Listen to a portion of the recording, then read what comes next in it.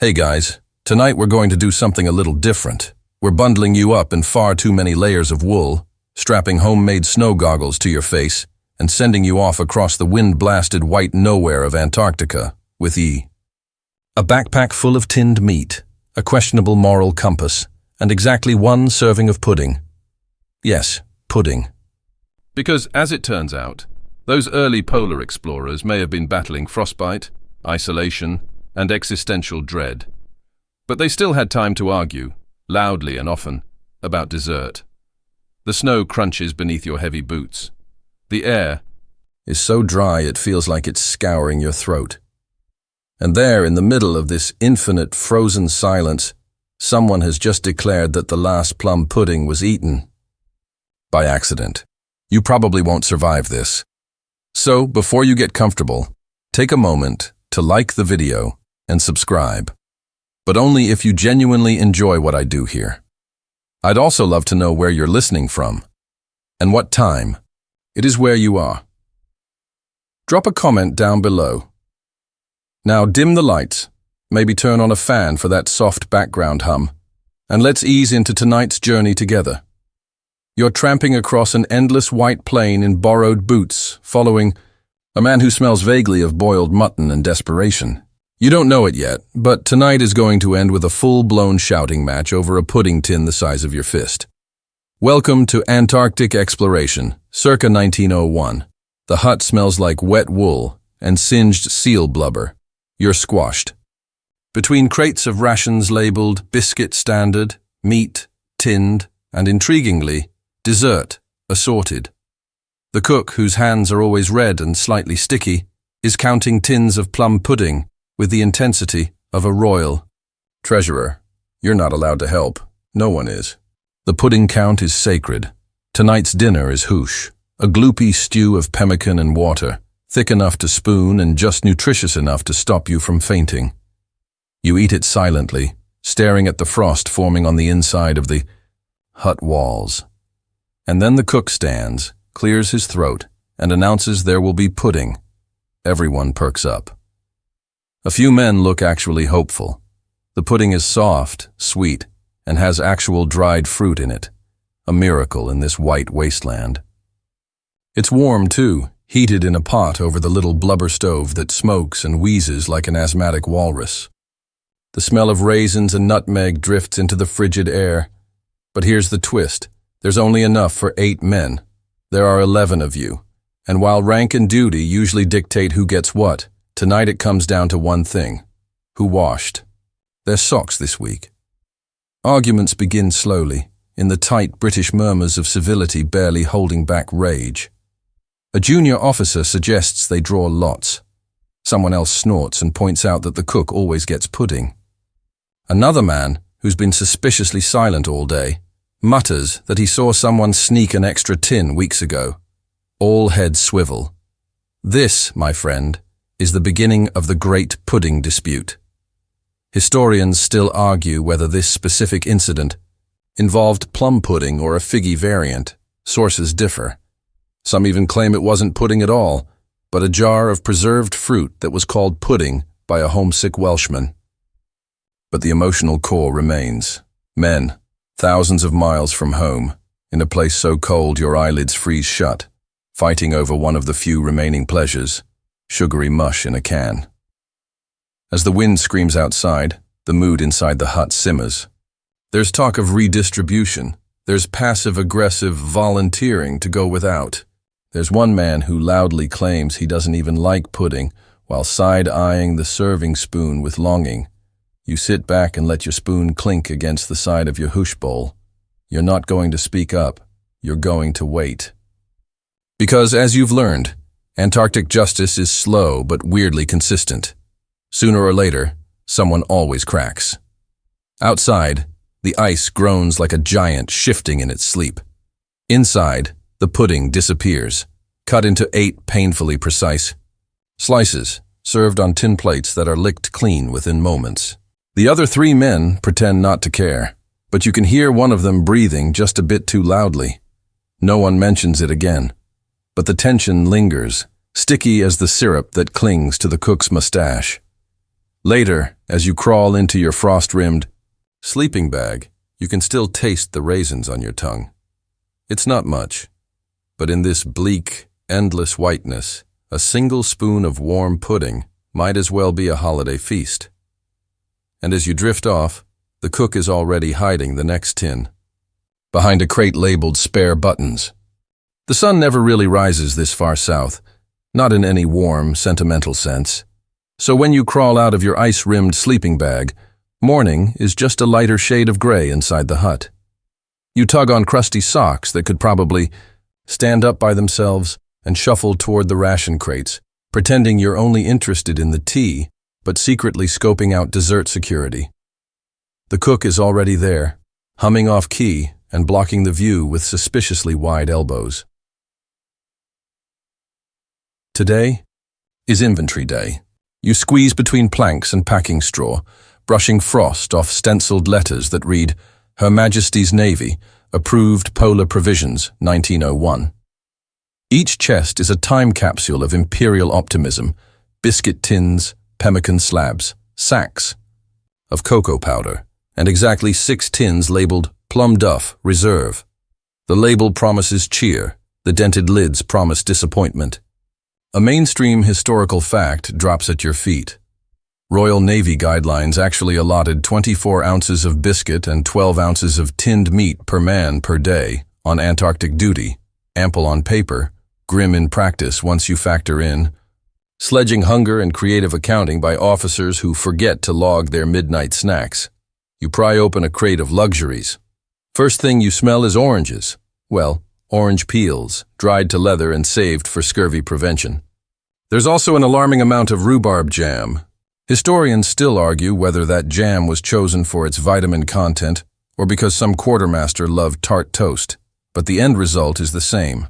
Barrels of crimson goo no one touches until sheer desperation. Your fingers find the inventory. Sheet, edges brittle as onion skin.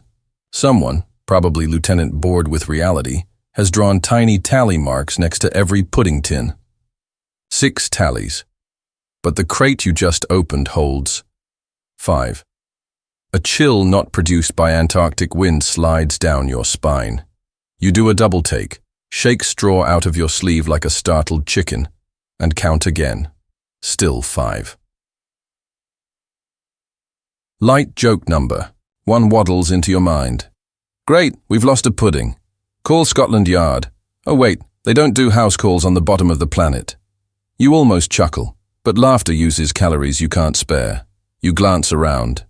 Nobody notices your discovery yet. The doctor is busy sterilizing hypodermic needles in a tin mug of boiling water, muttering about frost-nipped earlobes. The meteorologist is trying to coax a barometer that froze solid overnight.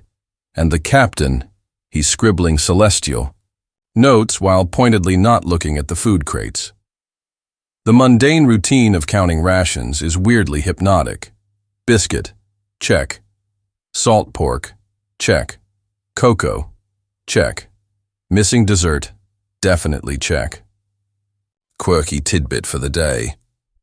One of the crates is stuffed with 500 wax cylinders of popular music hall tunes because someone thought phonograph sing-alongs would boost morale. The machine broke week 2. The cylinders are now makeshift. Doorstops. You consider stashing the inventory sheet, maybe misplacing it until pudding politics cool down. But guilt is heavy, and your parka already weighs as much as a small sheep. Instead, you politely cough. In the acoustic deadness of the hut, your cough echoes like a cannon. Heads swivel. The cook's eyebrows rise high enough to ski beneath. According to the manifest, you announce, trying for neutrality, there should be 6 puddings. We appear to have 5. The air snaps tauter than frozen linen. No one speaks for a heartbeat. Then the least diplomatic crewman, the one who pretended not to like pudding last night, lets out a smug, "Ha!" as if vindicated by the dessert. Gods. Joke number 2. He immediately follows it up with, "Well, that explains why my soul felt empty this morning." No one laughs. They're too busy choosing sides. The captain steps forward, frost crystals crackling in his mustache. He's good at calm speeches, but even he can't hide the tremor of alarm. Rations aren't just food, they're reputation. Lose track of one tin, and suddenly whispers of incompetence skitter across the ice faster than the sled dogs. An expedition's legacy can hinge on whether its leader keeps the pudding safe. You watch the ledger change hands, page edges fluttering like anxious moths. Numbers are recounted. The cook swears on Queen and country that he logged everything. A fringe theory surfaces. Maybe the tin was never packed at all. Clerical error back in Portsmouth. Or, suggests the ship's carpenter, maybe a penguin got in and nicked it. He's joking, mostly, but you still picture an Adele in a tiny striped burglar mask waddling away with contraband dessert. Someone mentions the Discovery Expedition of 1902, where a miscounted crate of sugar led to weeks of low-energy sledging and blame games that ruined friendships. You nod. Mainstream fact number 2. Sugar rations then were critical for metabolic heat, and misallocation directly impacted survival. Losing pudding isn't only about sweetness, it's about the carbohydrates that keep hearts beating in -30. Wind chill. The captain orders a full search. Sleeping bags are flipped, sled packs upended, and you're told to empty your pockets. Out tumble a spoon, 2 buttons, and a scrap of paper on which you've doodled a home-cooked meal you once loved. Roast beef, mashed potatoes, and, yes, generous pudding. The image stings. Hunger is memory's cruelest magnifier. While everyone tears apart the hut, you slip outside to clear your head. The cold smacks your cheeks like a disapproving aunt. A squaw circles overhead, eyeing the refuse pile for edible bits. Out here, food hierarchy is simple. Find it first, or go hungry. Your expedition tries to impose manners atop that primal rule, but the missing tin proves how thin courtesy can stretch. Back inside, chaos intensifies. The phonograph cylinders roll across the floor like tiny bowling balls. Someone curses as they stub a toe on a crate of veterinary supplies, because sled dogs apparently need their own medical chest, complete with laxatives. Historians still argue whether those canine laxatives ever saved a dog or were repurposed, grimly, for constipated humans after the lentil ration ran dry. Finally, the cook lets out a triumphant bark. From beneath a stack of snow-grimed mittens, he produces a dented pudding tin. Cheers sputter through chapped lips. The crisis seems over, except the label reads, Rice Fig, Experimental Batch. Not plum duff. A technicality, but one someone immediately seizes. That makes only 5 plum puddings, complains the junior officer. And 1 fig. The manifest is still wrong. You sigh so hard your breath fogs into a tiny cloud that instantly freezes and sprinkles down like glitter. Joke number 3 drifts across your thoughts. Great, we've solved nothing except proving the universe loves administrative paperwork. The captain calls for calm, but reputations are already nicked. The cook insists the plum tin must be somewhere, probably misshelved. The carpenter accuses the cook of creative counting. The meteorologist, taking notes as if this is a storm system, quietly records barometric pressure and emotional pressure side by side. You realize you're hungry again. The idea that one missing tin could spark mutiny feels absurd, until you glance at the exhausted faces, the cracked lips, the bony wrists. Dessert here isn't frivolous. It's dignity, holiday, emotional ballast. It's the memory of home condensed into 8 sticky portions. As the argument drones on, you reach into your pocket and find a single raisin, escaped from last night's pudding slice. You roll it between your fingers, contemplating its wrinkled stubbornness, then slip it onto your tongue. It tastes like summer, like Sunday afternoons, like everything Antarctica is not. For a moment, you almost forgive the place. Then someone yells, "Check the dog food crate," and you snap back to reality. Because if those huskies have been licking custard off stolen tin lids, there truly will be mutiny, howling, four-legged and otherwise. The search continues, reputations on the line, stomachs growling in unison with the distant groan of moving ice. Somewhere, you suspect, a single plum pudding hides, enjoying its power over fragile human egos. Perhaps it's laughing, if pudding could laugh, at the wonderfully ridiculous drama it has whipped up just by being delicious and scarce. The search goes late into what passes for evening. The sun still hasn't risen, or maybe it has, somewhere behind that bruised lid of sky. Inside the hut, you'd think a war had passed through. Mittens hang from rafters like casualties. Every crate lid has been pried off and tilted. The dogs, sensing tension, have curled tight into donut shapes outside, ears twitching at the occasional shout of, "Check behind the medical chest," or, "Is this custard or axle grease?" Finally, the captain does what British captains have done since Trafalgar. He calls a meeting. You gather in a half circle around the ration table, a plank balanced on barrels. Behind him stands the crate of puddings, -1, still missing. He clears his throat, which sounds like a shovel, scraping permafrost. This situation, he begins, is not about dessert, it's about discipline, accuracy, trust. Everyone nods gravely, though all eyes keep sliding sideways to the tin with the split label, as if hoping it will confess its complicity. Until the discrepancy is resolved, I propose we set aside all puddings. No distribution, no consumption. We will eat from standard rations only. The silence this time isn't tense. It's stunned. You can hear the ice groaning beneath the hut's stilts. The cook opens his mouth, then closes it. The junior officer swallows an objection. You feel your heart, stomach, and soul all simultaneously plummet to floor level.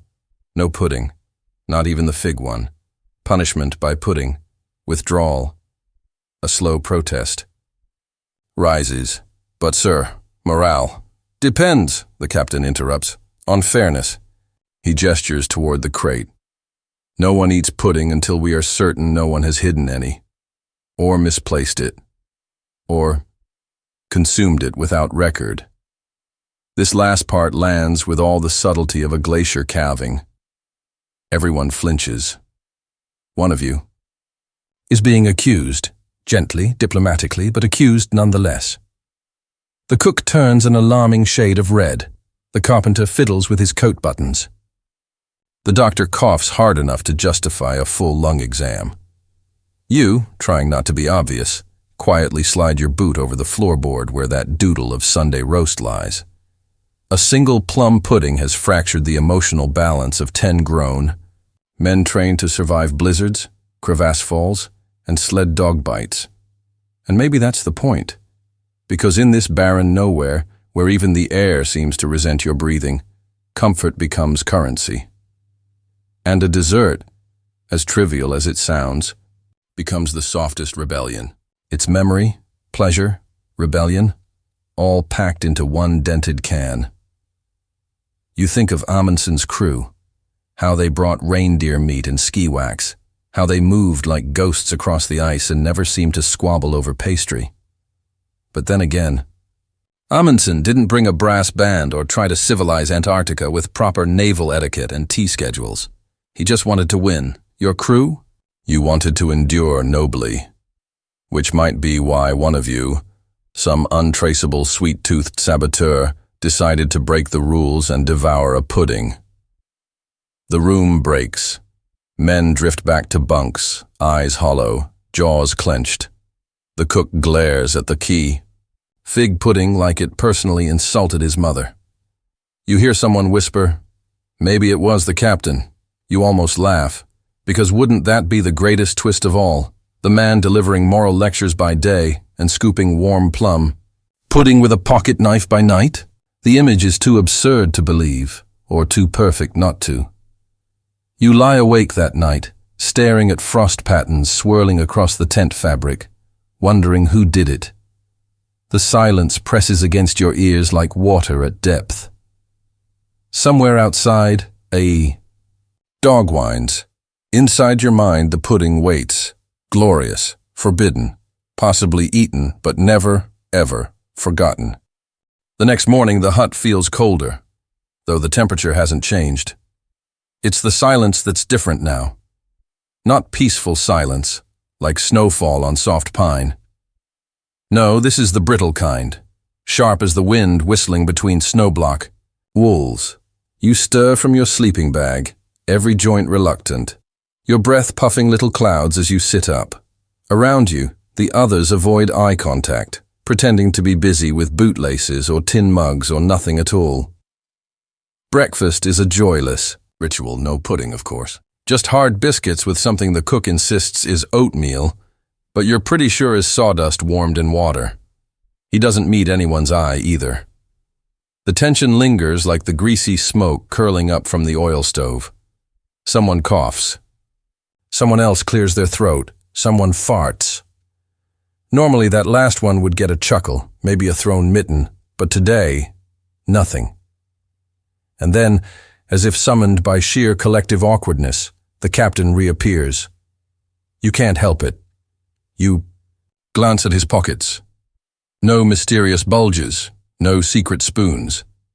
He gathers the men for what he solemnly calls clarification and morale upkeep. In Antarctica, this means a speech. A long one. He launches into an explanation of naval order and the importance of maintaining accurate logs. He describes in painful detail how inventory discrepancies can compromise the entire expedition. You zone out somewhere around emergency, supply parity ratios. Your brain replacing his words with the image of a soft, steaming pudding slice drizzled with condensed milk. And so, he concludes, we must continue our routine exactly as before, minus desserts, until the missing tin is found. That last part gets everyone's attention. Again. The captain calls it a motivational abstention. You quietly call it a pudding strike. And here's where things start to unravel, because without pudding, everything feels a bit off. First, the small duties are skipped. Someone forgets to tally dog food rations. Someone else skips cleaning. The latrine trench. Nothing major, yet. But you can feel the discipline loosening, just a little, like a bootlace tugged one hole too far. Then come the whispered theories. Maybe the pudding fell behind the crates. Maybe someone packed the wrong number. Maybe the tins are mislabeled. Remember when that sardine can turn out to be kerosene? Or maybe, as one crewmate whispers after lights out, the Norwegians took it. The idea is so absurd you almost laugh. But not quite. Historians still argue, you remind yourself, whether some of the later thefts and supply losses were sabotage or simply poor planning. But that doesn't stop your imagination from conjuring the image of a stealthy Norwegian crawling across the snow in full polar gear, absconding with a single plum pudding like it's the crown jewels. More likely, someone just got desperate. One bad day, one long watch, one moment of weakness, and a tin went missing. Maybe it's buried in the snow out back. Maybe the evidence was burned. Maybe it wasn't pudding at all, but just something mislabeled and discarded. But the damage is already done. Trust has cracked, and you can feel the cold seeping through it. The next few days become a study in subtle sabotage. Someone forgets to share the last can of jam. The boots in the drying room are mysteriously swapped. A man claims his mittens are missing. Another insists his gloves have shrunk. A preposterous idea, but who can say? The stove gets turned down a notch, accidentally. The dogs aren't fed until late. The camaraderie that once kept you sane starts to flicker. You spend more time alone. The man you used to play chess with now naps instead. The evening story time, yes, grown men reading aloud to each other, has gone silent. No one wants to hear Kipling when there's no dessert after, and beneath it all, always, the pudding. You start to dream about it. Not just the taste, but the sound of the spoon tapping the tin, the warm sweetness, the brief illusion of home. You remember the holidays before this place, crackers popping, the smell of cloves, your aunt's disastrous attempt at brandy butter. You think of the village pub and the weirdly sticky floors, the steam curling up from the kitchen. All of it feels absurdly far away, like fiction. And that's the power of it, really. The pudding isn't just food, it's a tether, a tiny thread, connecting you to something soft, familiar, human, which makes its absence loom larger than logic allows. You consider breaking into the storage again, just to count tins. Not to eat, just to confirm. But you don't. Not yet. Instead, you find yourself watching the others. The cook, who used to hum, now mutters. The junior officer keeps rearranging the logs as if trying to summon order from chaos. Even the dogs seem more aloof. The Antarctic wind has a voice, and it whispers nonsense that gets into your bones. Maybe the pudding never existed. Maybe you imagined the whole thing. Maybe that one day of warmth and joy was just a dream. But no, you remember the taste. So clearly. Too clearly to be a dream. You lie awake again, tracing the frost patterns on the canvas, waiting for someone to confess, or for someone to sneak out, or for the missing tin to fall from the ceiling in a divine act of edible redemption. Nothing happens, except the wind, except the cold, except your stomach, grumbling faintly, hopefully in the darkness. You wake up already irritated. It's not just the cold this time, or the stiff ache in your back from sleeping on frozen canvas. It's something deeper, itchier, more internal. Something about the way your bunkmate chews, too loud, too wet. Or how the junior officer's nose whistles slightly when he exhales. Or maybe it's the cook, humming again. But just the same 3 notes, over and over, like a badly tuned kettle boiling inside your brain. Pudding withdrawal. That's what it has to be. Or cabin fever. Or both. Out here, with white stretching. In every direction and no real line between day and night, your brain starts to blur the edges. It fills the silence with suspicion. You start to notice things you shouldn't. How one man takes exactly 17 chews before swallowing. How another stares at the same knot in the roof beam for hours. You count these things because there's nothing else to count anymore. Rations are strictly off limits. The captain's orders remain firm, no pudding for anyone until the missing tin is found or someone confesses. Naturally, no one does. Instead, the men dig deeper into their trenches, figuratively and literally. You volunteer for snow shoveling duty just to escape the hut for a few hours. The cold bites at your cheeks, your breath freezes in your scarf, and your shovel hits permafrost again and again, with that dull thunk that travels straight up your bones. But at least out here, there's space to think. Accept your thoughts always. Circle back to the pudding, specifically who took it. You try to be rational. You tell yourself it was probably a mistake, a miscount. Maybe someone needed the tin for another purpose. Storage, emergency dog food bowl, makeshift chamber pot. But part of you can't let go of the idea that it was stolen. That someone, one of your own, hoarded it in secret and ate it alone while the rest of you went without. It's an ugly thought. And it makes you feel ugly for thinking it. Still, you start watching. Casually at first. Who lingers by the supplies too long. Who always seems conveniently absent during inspections. Who looks the most well-fed. There's no evidence, of course.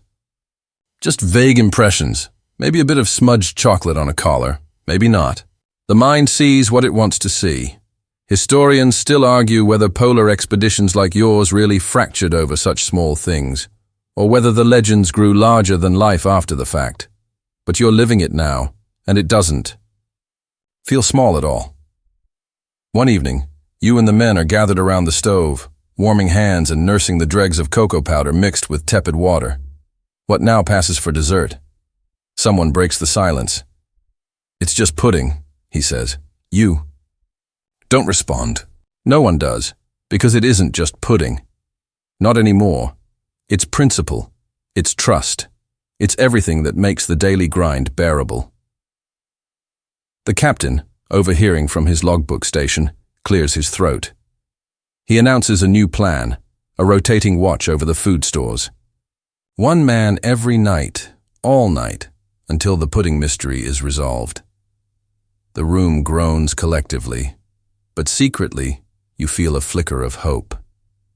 Maybe this will help. Maybe the culprit will slip. Maybe justice will prevail. And the rightful order of plum dessert can return. Your name is drawn for the second night. You don't mind. The hut's too crowded to sleep well anyway. At least this way, you'll be alone with your thoughts and a few hundred cans of tinned despair. You make yourself comfortable on a crate, wrapped in your thickest layers, a lantern flickering beside you. The wind whistles faintly through the cracks in the door. You watch shadows dance across the canvas. Hours pass.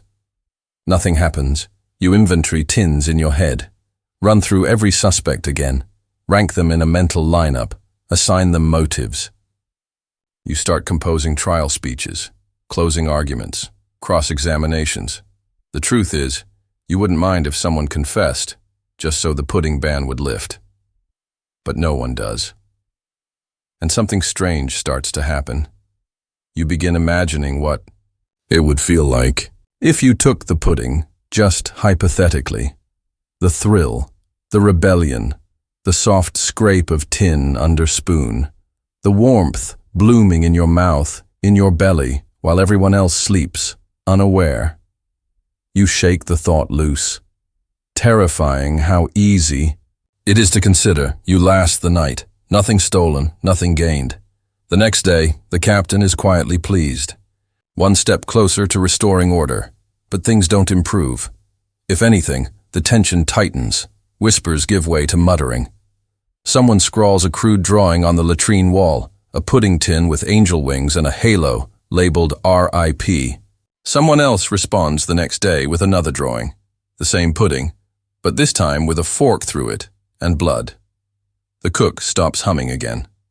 One man, a usually quiet fellow named Blanchard, snaps during a dog sled maintenance drill.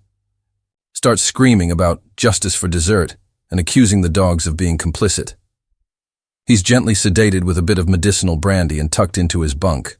The captain pretends it didn't happen, but everyone notices the change. Even the dogs keep their heads lower now. The Antarctic has a way of hollowing you out. The white all around, the unrelenting sameness. The sound of your own breath echoing inside your hood. It turns the simplest comfort into gold. And in that kind of place, something as simple as pudding becomes a totem. A sacred relic. A reason to get through another day. So when it disappears, it leaves more than hunger behind. It leaves a hole. You wake to something unusual. Laughter. It's muffled, nervous, and brief, but unmistakable. Not the wild kind that bursts out during a late-night card game, but a tense, clipped chuckle, the kind that tries to defuse a ticking bomb. You sit up in your sleeping bag and squint toward the noise. Over by the stove, a small group is huddled around a battered notebook. One of them, Harris, the medic with a secret stash of licorice, has just read something aloud, a limerick, about pudding. It's bad, really bad. Something about figs in a tin and perilous sin, but it gets a laugh. Even you smirk. That's when you realize something's changed. The crew has reached a new stage in the grief spiral, satire. Pudding has officially become a meme, not openly, of course. The captain wouldn't stand for insubordination, but in whispered poems, quiet doodles, and increasingly elaborate stories shared behind frozen mittens, the pudding has become legend, a phantom, a trickster god. Someone claims they saw the tin roll out the tent flap on its own one night. Like it. Had legs. Someone else insists that the dogs were in on it, organized by the lead husky, Bernard, who has shifty eyes and no respect for authority. You don't know whether to be alarmed or impressed. This is how you cope now, and strangely, it works. Not entirely, but enough to lift the mood slightly. The air still carries tension, like static before a storm, but there's room again for half smiles and occasional jokes. Harris starts sketching a comic strip in the back of a supply ledger, The Pudding Avenger. It's childish, full of stick, figures and bad puns, but it gets passed around like contraband gold. Historians still argue whether these kinds of small distractions helped maintain morale on early Antarctic expeditions, or simply delayed deeper fractures. But from where you sit, wrapped in wool and steam breath, they're lifelines, sane insanity. Still, even as you laugh, a part of you remains alert. There's something odd about the way McNeil always deflects pudding talk.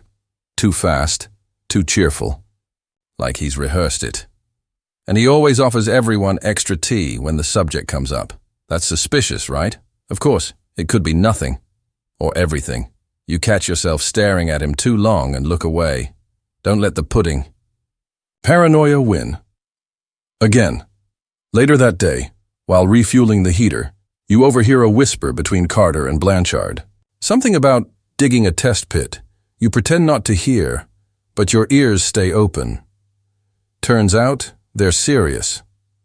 That evening, after lights out, they sneak off with shovels, convinced the tin might have been hidden, buried beneath snow, and shame. You consider stopping them, but don't. Mostly out of curiosity. You follow at a distance. The pit is shallow, the digging mostly futile. But it feels like purpose, like action, like something other than waiting. You crouch nearby, pretending to adjust your boot and join the search in spirit. Nothing turns up, of course. Just frozen gravel and disappointment. But Carter finds something unexpected. A brass button, unfamiliar, nestled in the ice. Probably from a long-gone coat or a forgotten supply sack. But he lifts it up like it's treasure. The men gather around. There's a pause. Then someone, maybe you, says, "That must be the Pudding Guardian's badge of honor." More laughter. It's ridiculous, but also comforting.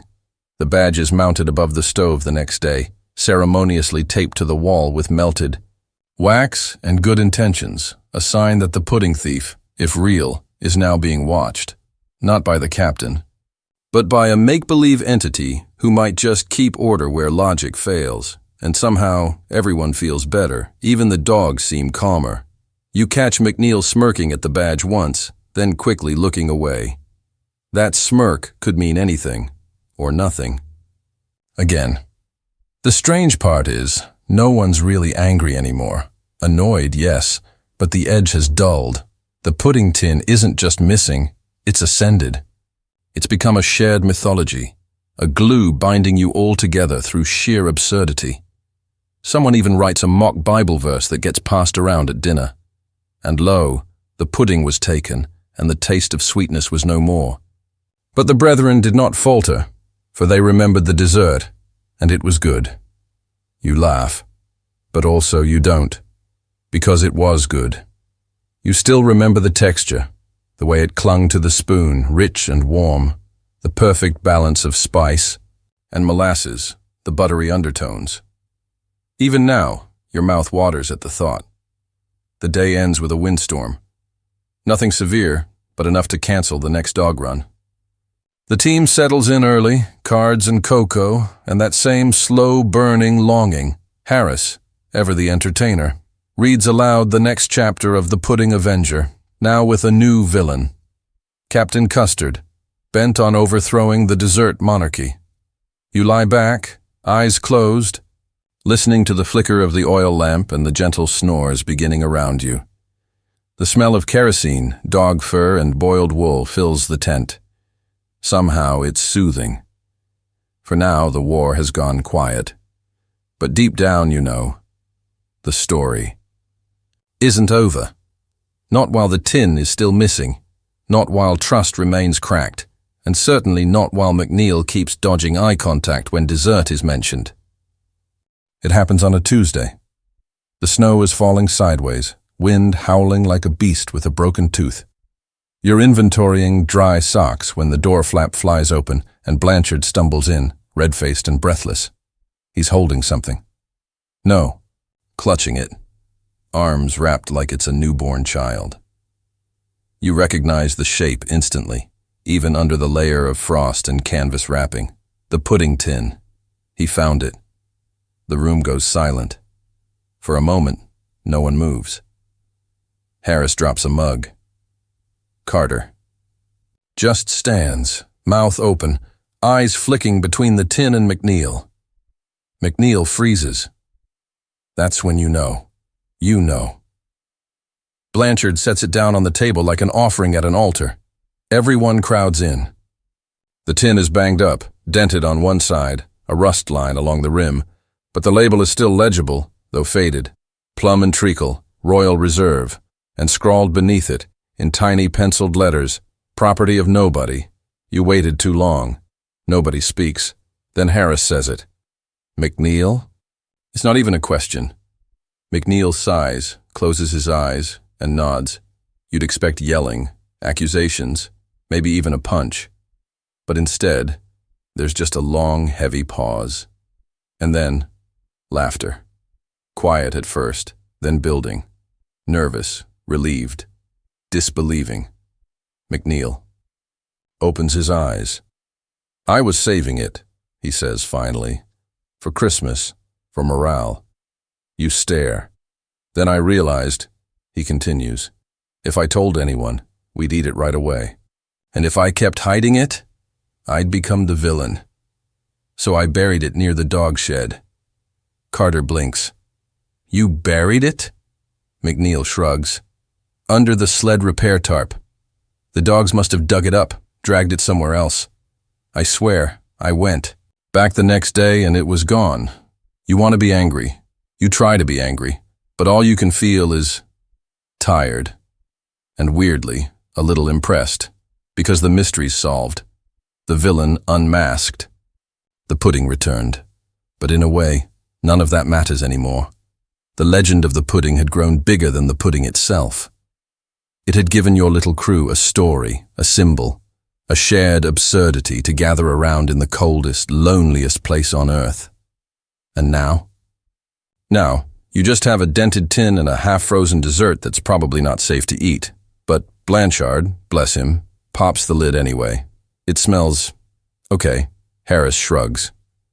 We've eaten worse. The captain walks in just as Carter is doling. Out spoonfuls. He sees the tin. He sees the guilty faces. He says nothing. Then quietly takes a spoon. No speeches. Just pudding. Warm, smoky, a little icy in the middle. But still good. Miraculously good. You close your eyes as the first bite hits your tongue. It's everything you remembered and more. Not because of the flavor, but because it's real. Because it came after.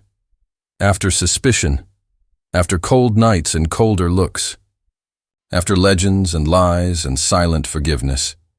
This is how peace begins. One spoon at a time. Later that night, someone tapes the empty tin to the wall beside the Pudding Guardian's badge.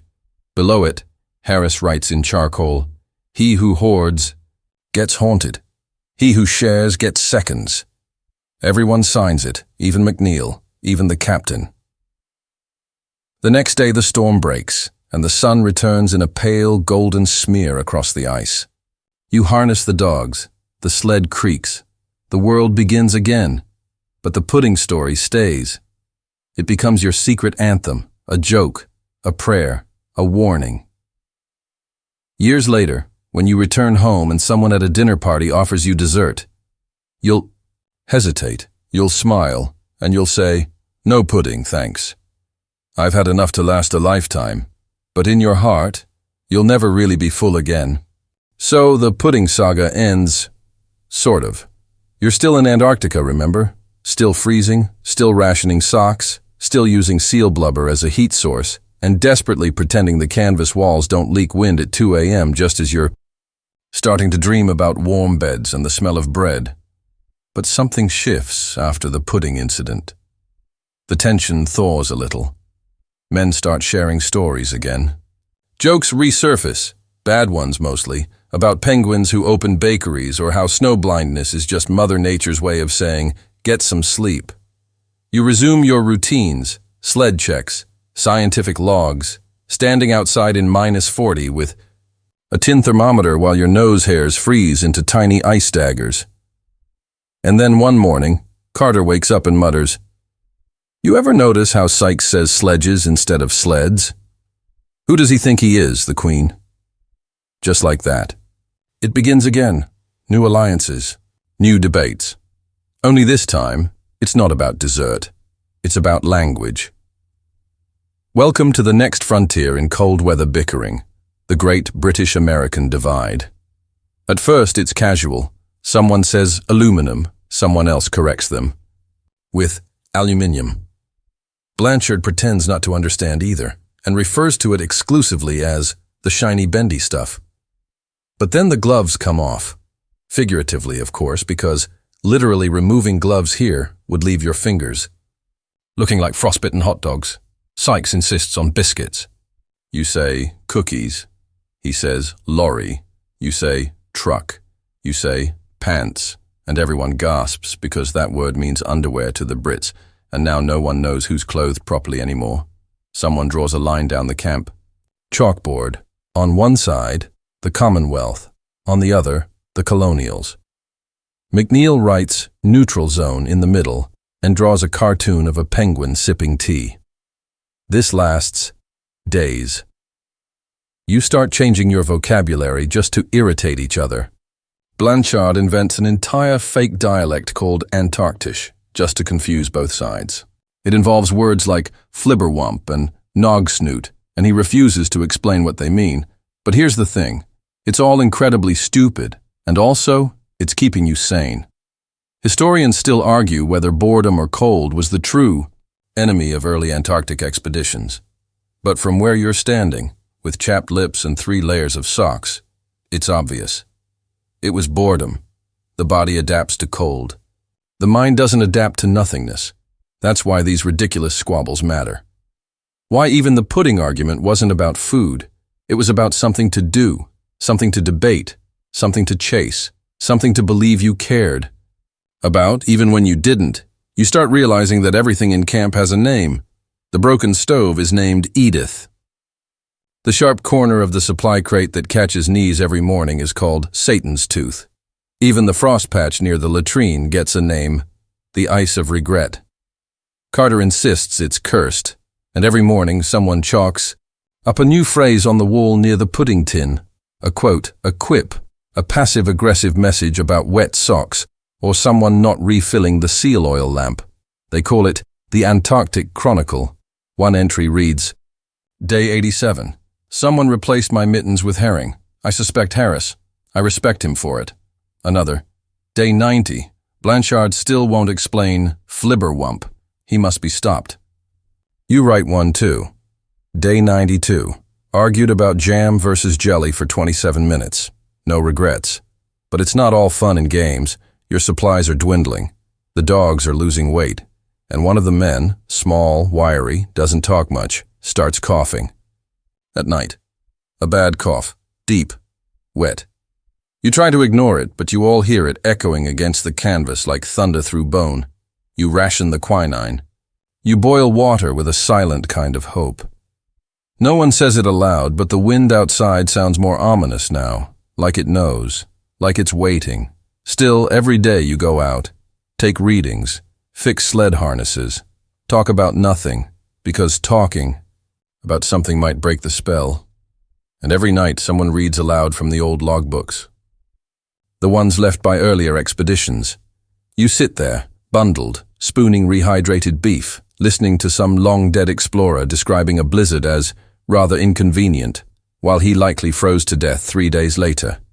They were just like, you, brave, bored, cold, human, except maybe with better grammar. Some nights, the auroras come out. Not loud or dramatic, just green ribbons floating above, flickering like a broken neon sign in the sky. You stare up through a slit in the canvas, and for a moment, you're not worried about socks or pudding or how many spoons. You'll need to melt for their iron content if things get really bad. You're just small and silent and deeply, profoundly awake. You know what happens when you take a group of smart, restless people, trap them in a giant freezer, and give them too much free time? They start inventing new sciences and possibly new religions. But mostly they start experimenting on themselves. You're no exception. After weeks of measuring snow depth, wind speeds, And how many seal steaks one can consume before developing disturbing dreams about walruses in top hats. The boredom bites hard again. So you start to wonder, what if you timed how long it takes your pee to freeze mid-air? Just for science, obviously, you and McNeil actually built a chart for this. Wind speed, air temperature, stream altitude. You dub it the Golden Icicle Index. Historians still debate whether this actually happened or whether later accounts exaggerated it. But if it did, it was likely the most rigorous form of fieldwork conducted that week. And honestly, it's more exciting than recalibrating the barometer for the 8th time. Meanwhile, Sykes starts writing a formal treatise on why penguins are proof of a broken evolutionary system. His argument hinges on their complete lack of dignity and the fact that any animal that waddles and still gets into scientific journals clearly has someone lobbying for it. No one stops him. In fact, someone starts sketching diagrams to accompany it. Then Blanchard, who's recently developed a curious twitch in his left eye, gets it into his head that he can train snowflakes to land in a perfect spiral if he chants. Something first. He insists the snow listens. No one believes him per se. But you all stop walking for 10 seconds when he starts whispering, just in case. Then there's the great seal blubber experiment. Carter wonders, could you flavor it? Like, say, a lemon zest infusion? It's not successful. The tent smells like someone murdered a citrus tree. But you admire the spirit of innovation. Because the truth is, when your world narrows to 100 square feet and 2 dogs that bark at icicles, you start to make meaning. Out of anything, every detail matters. Every rock becomes an object of speculation. One time, someone stubs their toe on a stone while hauling a crate. Turns out it's shaped like a walrus wearing a monocle. You all spend 45 minutes debating what its name should be. You settle on Professor Blubbernose. He becomes your unofficial mascot. He gets a hat made of dried cloth. He's assigned official duties, mostly involving morale. And yes, at one point, someone sings to him. Lack of sunlight, by the way, is doing you no favors. You're down to about 3 hours of dim twilight a day, and it messes with your mind in subtle, surreal ways. You wake up convinced it's morning only to realize it's 11 p.m. Your dreams bleed into waking life. Your sense of time begins to smudge like ink on damp paper. You keep journals, but even those start to bend toward the strange. Here's one actual entry from your log. Day 106. Snow looked like mashed potatoes. Considered seasoning it, did not. Regret nothing. And another. Day 109. Saw McNeil talking to a mirror. Mirror said nothing back. So far. Historians reviewing old Antarctic journals often question how much was metaphor, how much was madness, and how much was just coping. That delicate dance between keeping your mind sharp and not letting it wander too far into the blizzard of weird. One morning, you wake up to find someone has rearranged the entire supply tent alphabetically. Tea is now between thermometers and twine. When asked why, Carter says, "The universe needs order. Also, I couldn't find the sugar." Another day, Sykes drafts a game called Famous Historical Snowmen. You draw them, you rank them, you argue whether Napoleon had enough buttons, and through it all, the science continues. Sort of. Weather. Logs are maintained, if messily. Measurements are taken, though occasionally they get turned into haikus. Wind howls like lost dogs. Barometer is sulking. Send soup and dry socks. There's one memorable day when a genuine scientific breakthrough occurs. Someone discovers a subtle change in the ice layering that suggests earlier warming periods. A real data point. You celebrate by making pudding again. This time, it's actually decent, sort of okay. It's burnt on one side and half frozen on the other, but no one fights about it. That alone feels like progress, and you realize, this is what survival looks like, sometimes. Not brute strength, not endless discipline, but humor, adaptation. The kind of creativity that springs up when boredom threatens to crush the soul, and the only weapon you have left is nonsense. The kind of nonsense that binds people together, like a pudding feud, or naming rocks, or believing, if only briefly, that snowflakes can be trained. You wake one morning and something is off. No sound of the wind, no tent flap rustling, no clatter of boots or the familiar early grunt from McNeil cursing his way out of his sleeping bag. The world is muffled. You unzip the flap, stick your head out, and the light blinds you. Not sun, exactly. A flat, dizzying white. The entire landscape has become a blank canvas. Sky blends seamlessly into snow. The horizon vanishes. It's the dreaded whiteout. You step outside and instantly lose your sense of distance. Even your own footprints look faint, like memories already being erased. The dogs don't bark. They huddle in silence, unnerved. Your breath fogs and hangs there like a ghost with nowhere to go. And now you know. Today, you are not going anywhere. Whiteouts in Antarctica are strange beasts. They don't roar. They don't sting like a blizzard. Instead, they whisper confusion. You could walk a few steps and unknowingly begin a spiral that never closes. Historians still argue whether early explorers underestimated whiteouts, or whether they simply had no frame of reference to prepare for such unnatural stillness. You certainly didn't. Inside, the atmosphere tightens. It's not just claustrophobia, it's existential claustrophobia, the kind that makes you wonder whether the world outside the tent has ceased to exist, whether you're floating inside a snow globe someone forgot to shake. Blanchard tries to lighten the mood by reading aloud from a 19th century etiquette manual. You now know how to properly excuse yourself from a dinner party while wearing spats. Extremely useful. Carter attempts to make scrambled eggs with powdered yolk and condensed milk. It tastes like glue with a secret. You eat it anyway, but as hours stretch into a day, then another, the mood changes. It's not just about passing time now. It's about confronting time when it refuses to move forward. You've done boredom. You've even done absurdity. But this is inertia, the kind that seeps into your muscles, makes your thoughts heavy. The clocks tick, but it feels sarcastic. Someone starts humming tunelessly. Someone else tells the same joke 3 times before realizing they'd already told it. You take turns peeking outside every hour, hoping for a landmark, anything, that gives the world its depth back. But nope.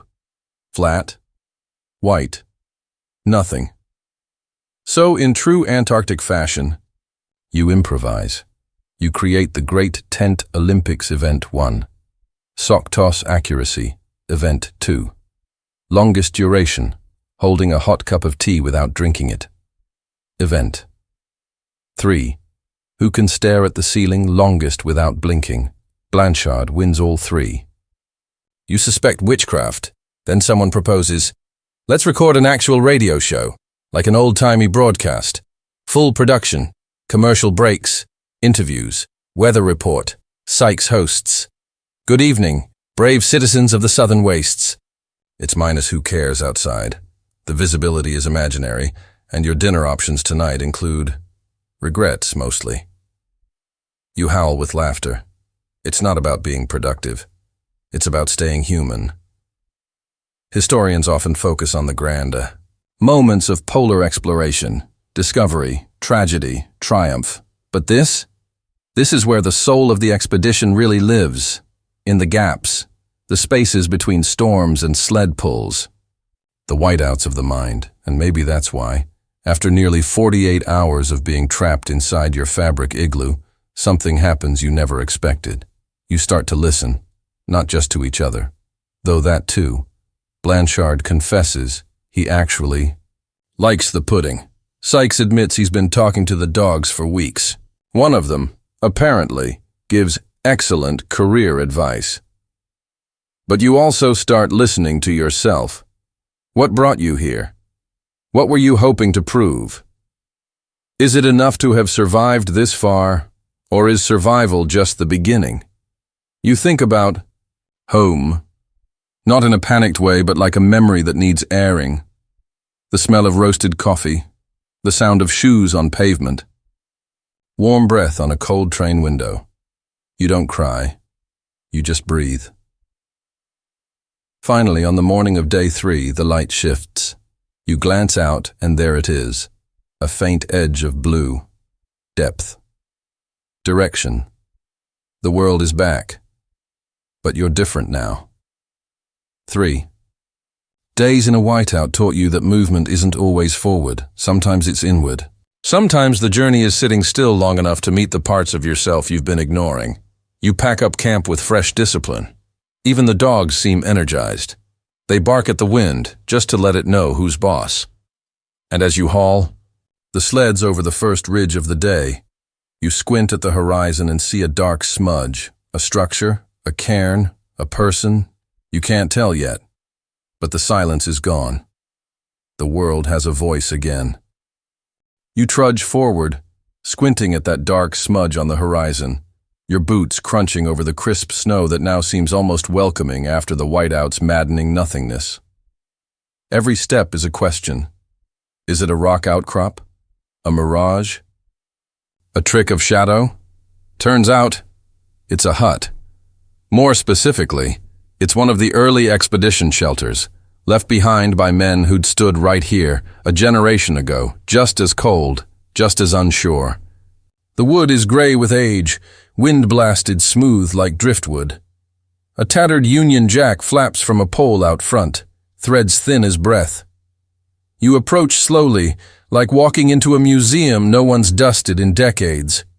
Inside, the air is still, preserved. Time hasn't so much stopped here as decided to take a long nap. Tin cans labeled mutton stew sit on sagging shelves. An old stove hunkers in the corner, blackened with soot. There's a boot in the corner, just one, and no one wants to know why. And there, in the center, is what you absolutely didn't expect. A chalkboard. On it, written in blocky scrawl with someone's freezing hand, is the word pudding underlined 3 times. You glance around the group. Blanchard mutters, "Told you it was important." Carter crosses himself unironically. The pudding debates, it seems, are older than any of you. Eternal, even. A kind of Antarctic religion. Historians still argue whether these old huts were meant to be emergency shelters or long-term bases. You're standing inside that debate now, boots leaving fresh tracks over century-old dust. And then comes the most human part.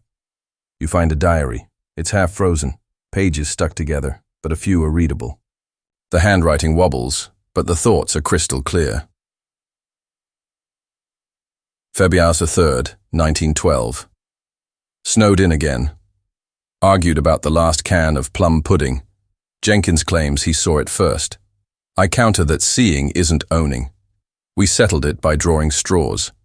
He won. The pudding tasted like old boots. I envied him anyway. You read it aloud, and it feels like time folds in on itself. Jenkins could have been one of you. Maybe he was you, a century ago, arguing about rations and sanity under the same endless sky. Sykes sits down in the corner, resting his head against the hut wall. "I like these guys," he says softly. You nod. Me too. Because here's the thing you're starting to realize. Exploration isn't just about mapping landscapes. It's about meeting your predecessors, standing in their footprints, smelling the same musty walls, laughing at their bad handwriting, wondering if they laughed at their own frost-bitten jokes. You take a moment and unpack your own stash of emergency rations. A small metal tin of chocolate pudding. It had been saved for the worst-case scenario. But today feels like a celebration. Blanchard lights a tiny flame under the tin, warming it like it's sacred. The smell is faint, but glorious. You spoon it out slowly, reverently.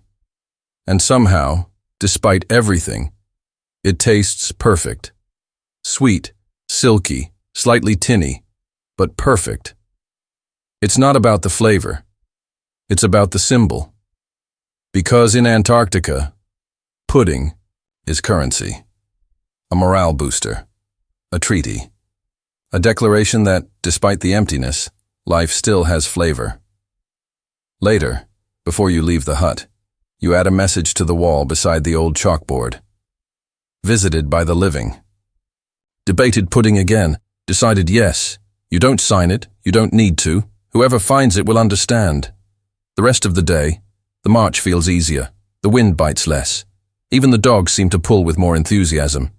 It's as if the ghosts in the hut gave you a little push forward saying, go on. Keep going. Argue about pudding for us. You smile at the absurdity, at the warmth still clinging to your fingertips from that tin of chocolate sludge. Historians often say the polar explorers were stoic, grim, full of stiff upper lip grit. Maybe. But they were also funny, petty, generous, clever, ridiculous, and sometimes selfish. In other words, human. And you're starting to understand that's what you came here to find, not just new land or data or stories. But evidence that people like you survived this and laughed through it and made questionable dessert decisions along the way. That night, camped a few miles past the hut, you lay in your bag staring at the icy ceiling of the tent. Somewhere beyond, the flaps, the snow swirls quietly. You whisper to yourself, I hope Jenkins forgave them. You wake up to an eerie silence. Not the kind that suggests peace, but the kind that makes you sit up and wonder if the world has stopped moving. Even the wind has taken the morning off. The tent breathes slightly with the slow inhale-exhale of your teammates sleeping beside you. Somewhere, a kettle clicks to life. It's Sykes, your morning person, boiling snow for tea again. You groan. You're grateful and annoyed all at once. You unzip the flap, and the Antarctic slaps you in the face, but gently this time. The sun's up, though it's the kind of sun that doesn't actually warm anything. It just pretends to. Today, the plan is to reach a ridge reported in Shackleton's old charts. Supposedly, there's a cache buried beneath a rock outcrop. Buried by a 1909 expedition and never recovered. Your sled creaks into motion. This section of terrain is deceptive. Flat, yes, but it feels wobbly. Like walking on a frozen trampoline. Every now and then, there's the hollow thunk of a boot landing on what you really hope isn't a snow-covered crevasse. One of the dogs refuses to walk without being sung. So Blanchard is half-humming sea shanties while checking the GPS. You almost fall into a rhythm, and then you see it, a jagged rise on the horizon, marked with a single blackened flagpole stuck askew in the ice. It's like a skeletal finger pointing to something half-forgotten. You scramble up the ridge. At the top, rocks. Not many. Just a handful placed in an awkward, obviously human pattern. You start digging. An hour passes, then another. You're starting. To doubt the stories, maybe Shackleton misremembered, maybe the snow shifted it all. And then, metal. It clangs against your ice axe like a bell underwater. A tin box, crusted with frost and rust, is wrestled from the grip of time. You crack it open, expecting... What? Gold? A compass? A preserved letter? It's... more pudding. You laugh so hard it echoes off the ridge walls and spooks the dogs below. Inside the tin is a small note, written in pencil that's barely legible. For future explorers. Sorry, it's not much. Save it for Christmas. T.W., 1909. Blanchard wipes his face. You can't make this stuff up. You tuck the tin back into your pack, unopened. Somehow it feels wrong to eat it now. Like cracking open a vintage bottle of wine just to chug it on a Tuesday. This pudding will stay sealed. Sacred. The whole moment leads to an unexpected conversation that night. Around the campfire stove, really just a noisy burner balanced on a rock. You and your team share the strangest dreams of what you'll do when the expedition is over. Carter wants to write a children's book about sled dogs. He's deadly. Serious. Blanchard's going to open a coffee shop in Bristol, he says. Serve cinnamon rolls the size of your head. Play jazz. No puddings allowed. Sykes plans to disappear into the Scottish Highlands with his telescope and a goat named Marvin. No further details offered. And you? You say you're going to find the perfect recipe for suet pudding and settle the debate once and for all. That gets more laughs than it deserves, but you let it ride. Historians still argue whether these caches were meant for survival or as legacy gestures. You're leaning toward both. Maybe it depends on the day, the weather, or the particular madness of the man burying it. You sit in your tent later, fiddling with the tin lid. It's cool to the touch, maybe even a little haunted, because in that one small act, hiding dessert, for someone a century later, there's this huge, aching human thing, a hope that someone will follow, that someone else will be cold and hungry and grateful someday, that you won't be forgotten. Tomorrow, you'll start the long haul toward base camp, the final leg, the one where injuries start piling up and tempers fray and the food stores turn weirdly philosophical. If beans are in every meal, is there really a meal at all? But tonight, you have this strange peace. You found proof of joy in the ice, of humanity, of pudding wars older than modern maps. You click off your headlamp. The darkness is immediate, total, and surprisingly cozy. And just before you drift off, you whisper the last line from the note aloud into the darkness. Save it for Christmas, and maybe you will. You're not walking anymore. You're limping. Well, not you personally, not yet. But your sled has developed a distinct wobble, and one of the dogs, Toby, has taken to faking injuries for extra snacks. You suspect it's working. The others have started copying him. You're entering what the old-timers called the final march, not in the dramatic, last breath Scott of the Antarctic kind of way, but the mental unraveling kind. The part where every sound is too loud, and the silence is even louder, where you forget what toast smells like, and your dreams start smelling like whale blubber and old socks. It's beautiful, still. White and blue forever. The snow is powdery. Again, fresh from a midnight squall. You've layered on so many scarves and hoods that your head feels like a nesting doll. Yet somehow, the cold still finds its way in. The expedition's success is practically assured at this point. You've survived the worst terrain, recovered the lost cache, and proven the coordinates accurate. And yet, what the journals didn't tell you, what nobody ever really mentions, is how weird things get on the journey home. The small talk disappears. Your team has started communicating in eyebrow raises and throat clears. Someone lost the deck of cards, so now evenings are spent reading nutrition labels aloud in dramatic voices. You've learned that powdered eggs contain more mystery than any detective novel. But tonight is special. It's pudding night. An unmarked package, saved for the trip's final stretch, emerges from the supply bag. Freeze-dried, vacuum-sealed, slightly squashed, but unmistakable. Figgy pudding. There's an audible gasp around the camp. Sykes demands it be rehydrated using exactly 100 milliliters of boiled snow. Not 90, not 110. We're not animals. Carter, ever the diplomat, suggests a group vote on who gets the first spoonful.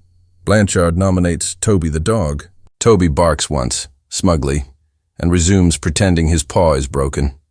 You eventually divide the pudding like ancient druids handling sacred relics. It tastes like victory and raisins. As you eat, conversation picks up again.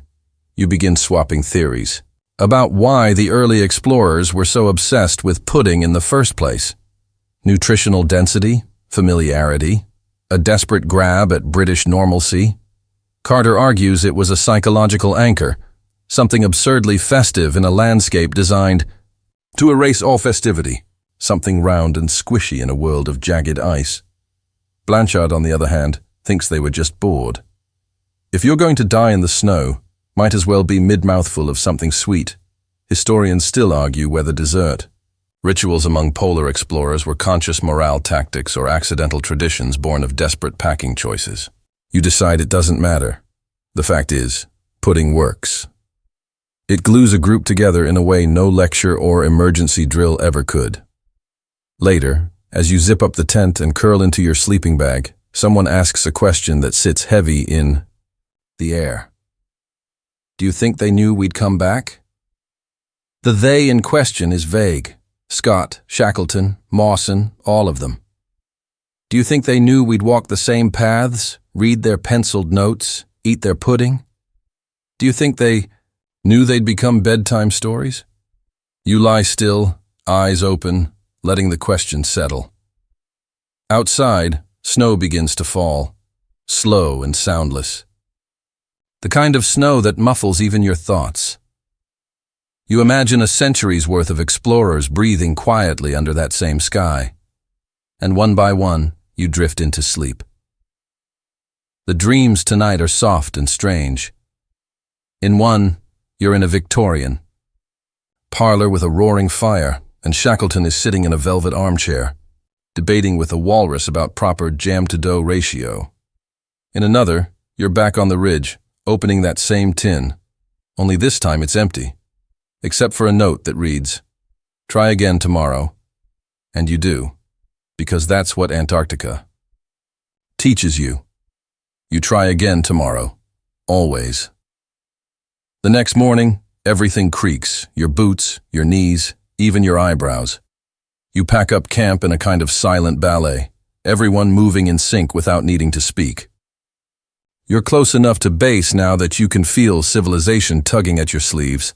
Hot showers, soft towels, pudding that doesn't involve boiling snow and hope. But as you strap on your gear, you find yourself hesitating, because some part of you doesn't want to leave just yet. It's not the cold you'll miss. It's the absurdity, the camaraderie, the fragile, ridiculous traditions built out of necessity and half-frozen imagination. It's the moment when you realize pudding isn't just a dessert. It's a lifeline, a protest, a joke shouted into the blizzard, a declaration that you are still here.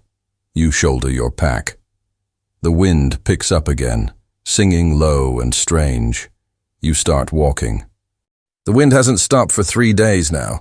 It howls around your tent like an angry librarian demanding silence, rattling the fabric, snapping the guy lines, and whistling through any zipper it can find. It's the kind of wind that scrapes the last nerves off your bones. But you've stopped noticing, sort of. It's like living next to a train station. Eventually, your brain just files it under background apocalypse. You're nearing the coast again.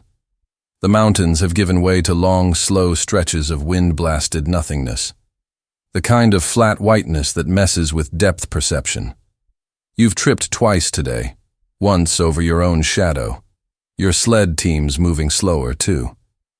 Even Toby's enthusiasm has waned, though he still attempts the fake limp now and then, just to see if anyone remembers he once pulled that off. Blanchard muttered this morning that she'd give up her share of the prize money for a hot shower and a proper toilet. You thought she was joking, but there was a terrifying gleam of sincerity in her eyes. You've hit what many explorers called the last delirium, the point where home is so close that it becomes a kind of hallucination. You start smelling coffee where there is none. You taste soap in your mouth and realize it's because you've been chewing on your scarf in your sleep. You dream of bathtubs the size of swimming pools and wake up shivering in your sleeping bag with ice in your eyebrows. And then, you find it. The crate, an old one. Splintered wood, half buried under years of drifted snow. You weren't even looking for it, not really. Just digging out a spot for the latrine, glamorous expedition life, and your ice axe clinked against something that didn't sound like more snow. There's a moment of stillness as you brush away the crusted white. A corner appears, then a rusted hinge, then the faint, faded stamp of a British supply shipment, circa 1911. Your heart stutters, you call the others. They gather in a circle around the crate like archaeologists at an alien landing site. Carter kneels down and lifts the lid. It creaks. Snow falls off the edges in soft, hissing chunks. Inside, tins, dozens of them, carefully stacked, wrapped in oilcloth, labels faded but legible. Steak and kidney pie, bovril, hardtack, jam, and at the very bottom, yes, pudding. Someone lets out a laugh, not a big one. A quiet, startled little chuckle like they've just remembered how to. This isn't just food. It's a message, a preserved moment from another life, another expedition, a reminder that, over 100 years ago, someone else stood right here and buried this, that they believed against all odds that one day someone might find it. You split one of the tins open. The jams crystallized, the color dulled to a sad brick red, but it smells like strawberries. Historians still debate whether early Antarctic teams left behind these caches on purpose for future explorers, or if they were simply abandoned in the chaos of retreat. There are no notes, no flags, just this quiet, humble offering. Later that night, around the camp stove, you raise your mugs in toast. To the ghosts, Carter says. To the cooks, Blanchard adds. And then, with a solemn nod from everyone, you eat the pudding. It's not good. In fact, it might be cursed. It has the texture of damp sandpaper and the aftertaste of disappointment. But that's not the point. You're eating history. You imagine Scott or Shackleton, someone frostbitten and bearded, cracking. Jokes with his crew as they huddle in the cold, eating this same wobbly, mysterious mush. You wonder what they dreamed about, what they missed most, whether they knew their legacy would live on in corned beef and custard powder. There's something profoundly comforting about it, like you're part of a secret club whose only membership requirement is surviving absurd amounts of frostbite and culinary confusion. You sleep well that night. For once, no weird dreams. Just darkness and warmth, and the strange glowing feeling of connection across time, across ice, across recipes. The next morning you spot the coastline on the horizon. It's just a thin blue line at first, then a deeper smear across the bottom of the sky. Your GPS confirms it. You're close. There's a quietness to your group now. Not tiredness, not exactly. More like reverence. Like you've crossed into a sacred space. It's the final push. The last stretch. You keep walking. Boots creaking, snow squeaking, wind still tugging at your sleeves like a persistent toddler. You've made it.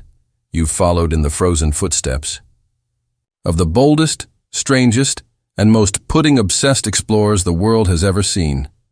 And all that's left now is to go home. You reach the outpost just after midnight. It isn't much. Some corrugated huts, a satellite dish crusted in frost, and a generator that hums like an old man snoring. But after weeks of ice, white sky, and powdered meals that taste like cardboard, gut feelings, it might as well be the Ritz. Inside, it's warm. Smells like old socks and propane, but it's warm. A kettle rattles gently on a hot plate, and there's instant coffee that somehow tastes better than any 5-star espresso you've ever had. You pull your gloves off and touch your face, just to be sure it's still attached. You made it. Nobody says much right away. There's this shared moment, a kind of hush, like the final exhale after a long symphony. Everyone's eyes are glassy with sleep and the weird emotional crash that comes when the adrenaline packs up and leaves. Blanchard sinks into a chair and immediately passes out face first into a fleece blanket.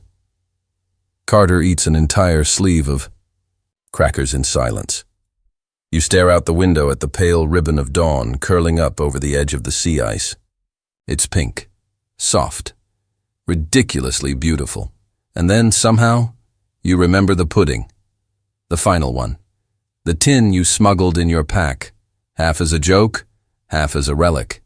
You set it on the table like a holy artifact. Nobody questions it. You heat it on the stove, crack it open, and dish it into metal cups. This one smells slightly less evil than the last one. Slightly. You take a bite. You've eaten worse. Some historians argue that the obsession with puddings, both British and otherwise, was a psychological coping tool, a symbol of normalcy, a sweet, cloying reminder of home in a landscape where everything wants you dead. Others think it was just cheap and easy to ship. But you think it was hope, something to look forward to after a day of frostbite and rope burns, a reason to argue and laugh and gather around something warm. Even if that something warm tasted like regret and powdered eggs. The next few days blur. There's medical checks, debriefs, video calls where your face is way too close to the camera. You sleep in a real bed, one that doesn't smell like despair and unwashed socks. You eat fruit, real fruit, and you nearly cry when you bite into a juicy orange, and slowly, you begin the shift. Back into a world where danger means someone took your parking spot. Where weather is just mildly inconvenient, and nobody has to dig a hole to use the bathroom, but something's changed in you. A part of you is still out there, walking the endless white. You close your eyes sometimes and hear the wind. You feel the ache in your legs that never fully goes away. And you think of those explorers, those weird, wonderful people who argued about raisins and custard in the middle of the most unforgiving place on earth. You carry them with you now. Their stubbornness, their silliness, their pudding-fueled courage, and when someone complains that their coffee's too cold or their Wi-Fi's too slow, you smile softly, because you know. You've been there. You've tasted the frozen madness, argued over desserts, that defy logic, and followed in the bootprints of legends. Historians may still argue over whether it was the cold, the hunger, or the pudding that truly tested those early Antarctic souls. But you know it was all three, and somehow, miraculously, they survived it, just like you did. So now, as you drift off in a quiet, climate-controlled room with soft sheets and zero chance of frostbite, you remember them. The brave, the bonkers, the biscuit-hoarding, jam-spreading, pudding-fighting pioneers who mapped a continent with nothing but wool socks and raw nerve, and you whisper a little thank you to the cold, because now, thanks to that bizarre, beautiful journey, you'll never look at dessert the same way again. And now, as the warmth of your bed cradles you like the soft folds of an old expedition tent, let everything slow down. Breathe in gently. Let the images melt behind your eyes, the endless snowfields, the crunch of ice underfoot, the laughter, in the tent over a tin of pudding slightly past its prime. Feel the tension in your shoulders dissolve. Like powdered tea swirling into hot water. You're no longer pulling a sled or worrying about wind direction. You're not arguing over dried fruit placement in Victorian recipes. You're simply here. And the brave explorers we followed tonight, they're resting too. Somewhere deep in history, curled up against the cold, their faces lit by the glow of a camp stove.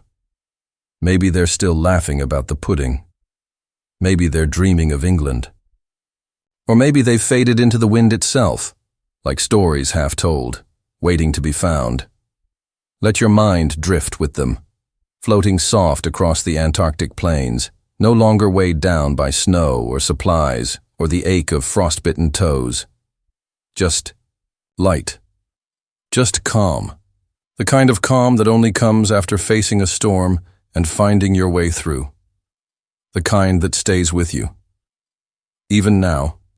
Sleep gently, explorer. You've earned it.